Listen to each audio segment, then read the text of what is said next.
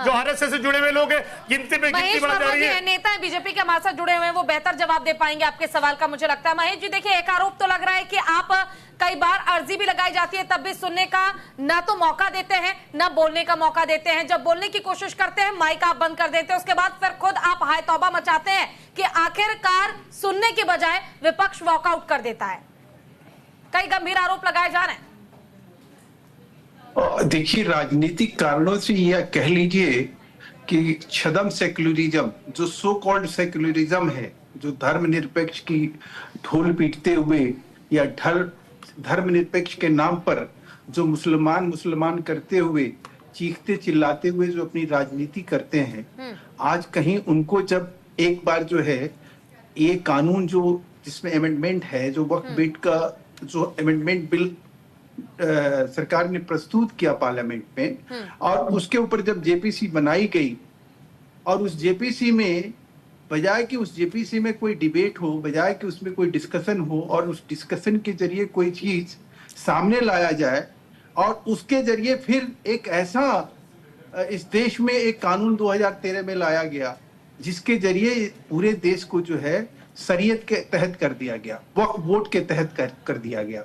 अब वक्फ बोर्ड को ऐसा कर दिया गया, वक्फ बोर्ड को इस तरह से कानून, ये तो शुक्र मानिए कि वक्फ बोर्ड के उस कानून के तहत जो है वक्फ बोर्ड में जो जानकारी के अभाव में कह लीजिए या कह लीजिए कि हो सकता था कि भाई अगर वक्फ बोर्ड उस कानून के तहत कुछ ऐसा करता तो हो सकता था कि पूरे देश में आग लग जाती, दंगा फसाद हो जाता। एक ऐसा कानून बनाकर पार्लियामेंट में 2013 में इस देश को तहस नहस करने की जो साजिश की गई, और उस साजिश के पीछे जो लोग थे, कांग्रेस, जो जिस प्रकार से कांग्रेसी लोग थे, और जो मनमोहन सिंह सरकार में इसको जब प्रस्तुत किया गया, और मुझे याद है कि मनमोहन सिंह ने पार्लियामेंट में राज्यसभा में कहा कि इस देश में अगर सबसे पहले अगर इस देश के संसाधन पर किसी का अधिकार है तो वो मुसलमानों का अधिकार है। कहाँ लिखा, कहाँ इस सोच को, कहाँ देश शरीयत से चल रहा है, कहाँ पर देश शरीयत से चल रहा है? क्यों भारतीय जनता पार्टी के झूठ क्यों बोल रहे बैठ के आप झूठ बोल क्यों रहे? आपकी झूठ सुनने के लिए नहीं बैठे यहाँ पे, हम आपकी झूठ सुनने के लिए नहीं बैठे। झूठ मत बोले बैठ के। कहाँ देश शरीयत से चल रहा है? 13 से देश शरीयत से चल रहा है। देश हिंदुस्तान के संविधान से, कानून से चल रहा है। आज देश के अंदर लड़ाई है संविधान की, देश की लड़ाई है संविधान की। इस संविधान को देश से बचाने के लिए लड़ाई लड़ी जा रही है। जो 24 के अंदर चुनाव संविधान बचाने के लिए, 14 के बाद कौन सा ऐसा कानून है जो शरीयत से लड़ा गया? अगर आराम से कैसे कह रहे शरीयत से देश चल रहा है? नहीं, 13 से देश शरीयत से चल रहा है। से कुछ नहीं, 13 से देश शरीयत से चल रहा है। उन्होंने कहा आपने गांव से कुछ नहीं होगा, आप घबराइए मत, यहाँ आपका माइक कोई नहीं बंद करेगा, यहाँ आपका माइक कोई नहीं बंद करेगा।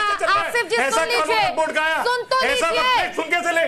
कैसे? उन्होंने क्या कहा? उसके बाद आपको भी मौका मिलेगा अपना तर्क रखने का। कुछ भी बोलते रहे, सुनते रहे, आप जो दिल करे बोलते रहे। उन्होंने कहा 13 से ऐसा संशोधन हुआ, देश शरीयत से चल रहा है। मौका मिलेगा। सबसे पहले देखिए, सबसे पहले मैंने आपको मौका दिया।